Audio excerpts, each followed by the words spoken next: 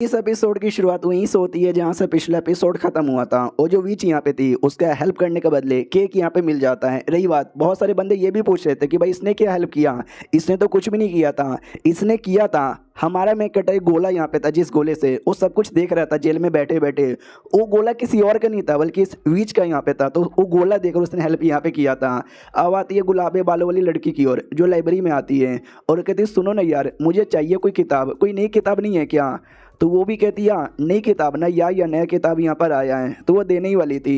लेकिन हसेना, ये जो लड़की यहाँ पे थी, इसको किताबें चाहिए थी, हमारे मेकटर ने बोला भी था। तो ये किताब लेके भाग जाती है और कहती है मैं रीड करूँगी। वाह यार, ये तो कोई स्पेशल सा किताब यहाँ पे लगता है। और एक सेकेंड, ये स्पेशल है और ये थोड़ा सा अश्लील भी है। शिट यार, इसमें तो अश्लील अश्लील लोगों के बारे में लिखा हुआ है। ये वाली जो क्रिएचर यहाँ पे थी, इसको वादा किया गया था तुमको दोस्त बनाने में हेल्प करेंगे। और हाँ, ये जो लैंग्वेज बोलती है ना, किसी और को समझ नहीं आता। तो ये छोटी सी कोई क्रिएचर यहाँ पे थी, प्लांट वाली, जिसका नाम है ना जीला था। कहती है हेलो, मैं एक इल्फ यहाँ पर हूँ और लकड़ी के इल्फ यहाँ पर हूँ और मैं एक ट्रांसलेटर भी यहाँ पर हूँ, हर एक लैंग्वेज यहाँ पर ट्रांसलेट कर सकती हूँ। ये language is that fucking barrier, तुम टेंशन ना लो, हम दोनों बस एक दूसरे से प्यार करेंगे और बहुत ज़्यादा इमोशन यहाँ पे समझेंगे। तो वो कुछ ज़्यादा ही प्यार करने लग जाती है। तो बच्ची भी कहती है संभल के भाई, इतना भी प्यार ना करो। आओ आते अपनी इस कबज की ओर जो आराम से बाथरूम में नहा रही थी। वो दोनों बदतमीज़ औरतें आती हूँ, कहती वहाँ अकेले अकेले नहा रही है। ओहो, अभी भी तेरे पास बहुत ही पैसे यहाँ पर है, ये पैसे हमारे हो गए। तभी पीछे से दो और लोग आते हैं वो कहते वाह पैसा चोरी करोगे। ये दोनों यहाँ पे थे, एक अपनी जो कि एपिसोड 1 के अंदर भाग गई थी और दूसरी बाइक टाइगर वाली। कहते यस, हम दोनों तुम्हारी कुटाई करेंगे।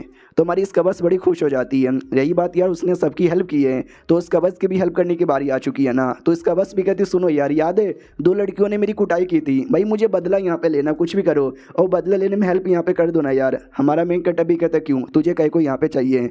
ये भी कहती यार मैं ही थी जिसने तुमको सपने के अंदर यहाँ पे दिखाया और बेकसूर साबित करने में काम यहाँ पर लाया। भाई तुम सबको रिवॉर्ड यहाँ पे दे रहे हो, मुझे भी रिवॉर्ड यहाँ पे दे दो ना। ये भी कहता ओके ठीक है, चलो उनकी कुटाई करो लेकिन जान से मत मरवाना। ये भी कहती ओके ठीक है। तो बहुत ही ज़्यादा कुटाई करवाती है। वो दोनों भी कहती सॉरी सॉरी गलती हो गई, आज के बाद ऐसा नहीं होगा। लेकिन यार वो बहुत ही ज़्यादा ही कुटाई करवा देती है।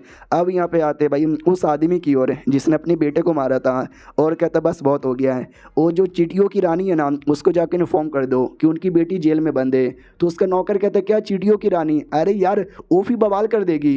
ये भी कहता मैं वही चाहता हूँ बवाल हो जाए और एडन की मौत यहाँ पर हो जाए। जो अपनी वो छोटी प्लांट थी उसके बारे में बताया जाता है कि भाई वो डिल्फ यहाँ पर है, जीला उसका नाम यहाँ पर है। और बताऊँ कैसी हूँ, एकदम लंबी चौड़ी पतली सेक्सी गोरी, ऐसी बिल्कुल भी ना हूँ, बस एक छोटी बच्ची जैसी यहाँ पर हूँ जिसके लिए कोई उतना कभी ध्यान भी नहीं देता। रही बात मैं बंद काय को यहाँ पर हूँ, मुझे काम दिया गया था लेकिन मैं वो काम अच्छे से कर नहीं पाई, उसके चक्कर में करोड़ों का नुकसान हो गया तो मुझे जेल में डाल दिए। तो मैं तब से जेल में हूँ और क्या, कोई फ़र्क नहीं पड़ता, लोग मेरे पे कोई ध्यान नहीं देते। और एज अ ट्रांसलेटर है मैं बड़ा काम करती हूँ। हाँ लेकिन लोग थोड़ा सा मजाक उड़ा लेते हैं लेकिन चलता है, मैं सह लेती हूँ। और ये जो बंदे लोग यहाँ पे थे मैं सबकी लैंग्वेज समझ सकती हूँ। तो ये जो थी क्रिएचर इसका लैंग्वेज समझती है और ज़िंदगी अच्छी चल रही थी, कोई दिक्कत की बात यहाँ पे नहीं थी। तभी हमारा मेन कटर आता है, वो कहता सुनो एक काम है तुम्हारे लिए। वो भी कहती है क्या काम है मेरे लिए, कोई गंदा सा काम। वो भी कहता नहीं यार, एक और बंदे का ट्रांसलेशन करना है, उसका इमोशन यहाँ पे समझना है, तुम अच्छे से समझती हो ना। ये भी कहती ये अभी ये तो मेरा चुटकी भर का खेला यहाँ पर है, चलो कौन है वो बंदा मिलो आओ। जैसे उस बंदे को देखती है एकदम चौंक जाती है और कहती है तो पॉसिबल ही नहीं है। जो प्लांट होता है, जो हवा होती है, जो जंगल होता है, जो पहाड़ होता है, उन सब में भी कोई ना कोई इमोशन होता है जो देख के मैं पता लगा सकती हूँ। लेकिन ये लड़की के अंदर भाई कोई इमोशन यहाँ पे नहीं है, ऐसा लगता है बस एक पुतला है जो खाता है हगता है और सो जाता है। सॉरी यार एडन, इसके बारे में तुम्हें कुछ भी पता लगा ही नहीं सकती। हमारा मेकट भी कहता है क्या तुमसे भी ना हो पा रहा है, चलो कोई बात नहीं यार तुम जा सकती हो।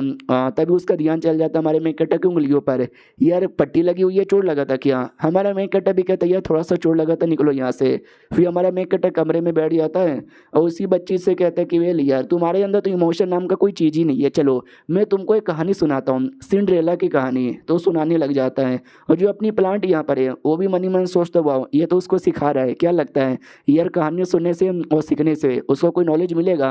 अब आते हैं सिटी के अंदर, कोई बुढ़िया यहाँ पे थी जो कि ना भाई बेचे जा रही थी पोशन, और कहती मैजिक पोशन ले लो, मैजिक पोशन ले लो, मैजिक पोशन ले लो। उतने में उस बाप का नौकर आता है और कहता है हेलो मैडम। वो भी कहती है अच्छा आपको पोशन चाहिए क्या? वो भी कहता नहीं, मुझे मालूम है तू अपनी बेटी को बचाना चाहती है ना, हम तुम्हारी हेल्प करेंगे। ये भी कहती है क्यों, जेल में जाने के लिए तू मेरी हेल्प करेगा, मगर कैसे? वो भी कहता है कि वे लिया तुम्हें कुछ ऐसा करना पड़ेगा जिससे वो लोग तुमको जेल में यहाँ पे बंद करे, और फिर तुम जेल में चल जाकर आराम से अपनी बेटी को बचा लेना। ये भी कहती साले कुत्ते तुझे मरने का शौक है क्या, मुझे बुद्धू बनाना चाहता है? वो भी कहता अरे मैडम जी तुम समझ नहीं रहे। पीछे से वो बाप आता है और कहते कि हाँ सुनो मेरी बात यार, मैं तुम्हारी हेल्प करना चाहता हूँ। तो ये भी कहती एक सेकंड भाई, तू तो वही है ना जिसके बीच में और एडन के बीच में जमती नहीं है, हाल फिलहाल में कोर्ट में भी कोई लफड़ा हुआ था। जो सुनते वो भी कहता यस, उसके चक्कर में मेरी बेटी की जान निकली और उसके चक्कर में तुम्हारी बेटी जेल में बंद है, हम दोनों उसके दुश्मन यहाँ पर है, और दुश्मन का दुश्मन दोस्त होता है, दोस्ती कर लेते हैं। ये देखो किताब, इस किताब के अंदर उससे जेल के बारे में हर एक बातें डिटेल में यहाँ पे लिखी हुई है, तो ये किताब अच्छे से रीड कर लेना। फिर तुम आराम से जैसे जेल में यहाँ पे जाओगी ना, तुम्हें हर एक बातें और डिटेल में पता करना है। जो उनके गार्ड यहाँ पर है, काफ़ी सारे गार्ड को भी ठिकाने लगाना है और हमारे लिए भी रास्ता क्लियर करना है। ढेर सारे अंदर कैदी होंगे, वो तो वैसे भी एडन को डिसलाइक करते हैं, और उनके अंदर नाम ऐसा हेट यहाँ पे डाल देना है ताकि वो लोग और भी ज़्यादा नफरत करे और बवाल करने को तैयार हो जाए। और बाकी तो तुम कमज़ोर यहाँ पे नहीं हो, बड़ी स्ट्रांग यहाँ पर हो, हम दोनों हाथ मिला के अपना यह मकसद यहाँ पे पूरा कर सकते हैं और एडन से बदला यहाँ पे ले सकते हैं। वो भी कहती है ओके ठीक है, इतना बोलकर एक पोशन निकाल के पी लेती है जिससे बॉडी चेंज होने लग जाता है, एकदम यंग सी लड़की बन जाती है। और कहती है चलो मेरा नाम आपसे मैरी यहाँ पर है और मैं क्राइम करूँगी स्मगलिंग का, ताकि मुझे जेल में डाला जाएगा और जाके मैं अपनी बेटी से यहाँ पे मिल पाऊंगी। और उसकी बेटी और कोई नहीं बल्कि वही लड़की थी, इमोशनलेस लड़की, हाँ और कोई नहीं। अब यहाँ पे आते हैं वो जो हमारी एक और गाड़ी यहाँ पे थी ना, वो जो आराम से जा रही थी, और तभी अचानक से उसको आइडिया लगता है कोई तो है जो मेरा पीछा कर रहा है, और एक दो नहीं बल्कि ढेर सारे बंदे यहाँ पर है। मगर क्यों, साले भाई लड़कियाँ तो दिन में भी सेफ यहाँ पे नहीं है। तभी एक बंदा धीरे धीरे पास में आ रहा था, ये गन निकाल के टान लेती है उसके ऊपर।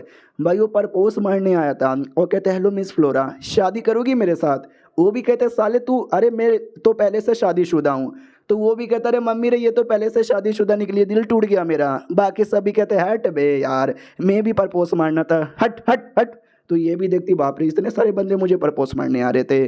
फिर हमारे मेन कट्टे को जाके बताती कि ये देखो न्यूज़पेपर है, इसमें क्या लिखा हुआ है, ये जो केस आपने अभी अभी सॉल्व किया ना उसके बारे में कुछ ज़्यादा डिटेल में लिखा है, लेकिन वो हैरान कर देने वाली बात नहीं है भाई हमारे बारे में कि भाई प्रिजन की जो फीमेल गार्ड होती है प्लस उनकी जो मेन इंचार्ज यहाँ पड़े, बड़ी सुंदर यहाँ पर है, लंबी लंबी टांगे यहाँ पड़े, बड़ी सेक्सी यहाँ पर है, गोरी गोरी है, पीले पीले बाल यहाँ पर है, और ऐसी औरतें हैं जिसके पीछे हर कोई मर्द यहाँ पे पागल हो।